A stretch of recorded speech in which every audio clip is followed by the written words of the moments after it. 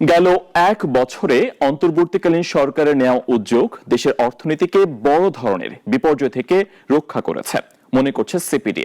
এদিকে ফ্যাসিস্ট আওয়ামী লীগ সরকারের বাজেট অব্যাহত না রেখে অন্তর্বর্তী সরকারের উচিত ছিল অন্তর্বর্তীকালীন বাজেট দেওয়া মনে করেন বিএনপির স্থায়ী কমিটির সদস্য আমির খসরু মাহমুদ চৌধুরী।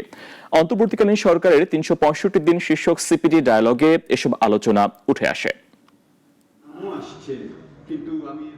অন্তর্বর্তী সরকারের বর্ষপূর্তি উপলক্ষে রাজধানীর একটি হোটেলে বেসরকারি গবেষণা সংস্থা centre for policy dialogue CPD আয়োজন করে অন্তর্বর্তীকালীন সরকারের ৩৬৫ দিন শীর্ষক ডায়ালগ। এই গণমাধ্যমকে বলা হয় রাষ্ট্রের সংলাপে বিগত এক বছরে অন্তর্বর্তী সরকারের সাফল্য ও ব্যর্থতা তুলে ধরেন বক্তারা। তো দুটো জিনিস অবশ্যই করতে হবে অন্যান্য যে সংস্কারের পাশাপাশি, সেটি হচ্ছে সাংবাদিকদের অর্থনৈতিক সুরক্ষা এবং তাদের নিরাপত্তা, দুটো দিতেই হবে। নীরবে ফ্যাক্টরি বন্ধ হচ্ছে, এর কারণ হলো বিভিন্নমুখী ওই নির্দিষ্ট ফ্যাক্টরির আনপ্ল্যান্ড এক্সপ্যানশন, বাংলাদেশ ব্যাংকের পলিসি অথবা দেশের পলিসি, এই বিভিন্ন কারণে এগুলো বন্ধ হয়।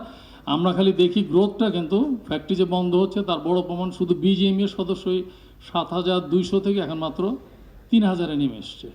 বিদ্যুৎ উৎপাদন কেন্দ্র আমরা কোন জ্বালানি দিয়ে কি ধরনের বিদ্যুৎ উৎপাদন করব, আমরা রিনিউয়েবলে যাব নাকি কোথায় যাব, এই ব্যাপারে যদি আমরা এখনই সিদ্ধান্ত না নিই, অন্তর্বর্তী সরকারের কিন্তু এটা একটা বড় ধরনের চ্যালেঞ্জ ছিল।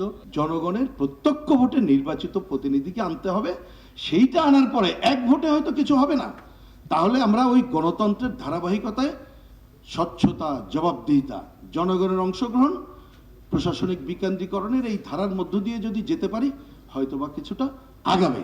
সিপিডি মনে করছে গত এক বছরে অন্তর্বর্তী সরকার বেশ কিছু সংস্কারের উদ্যোগ নিয়েছে। এর মধ্যে ব্যাংক খাত সংস্কার অন্যতম উদ্যোগ।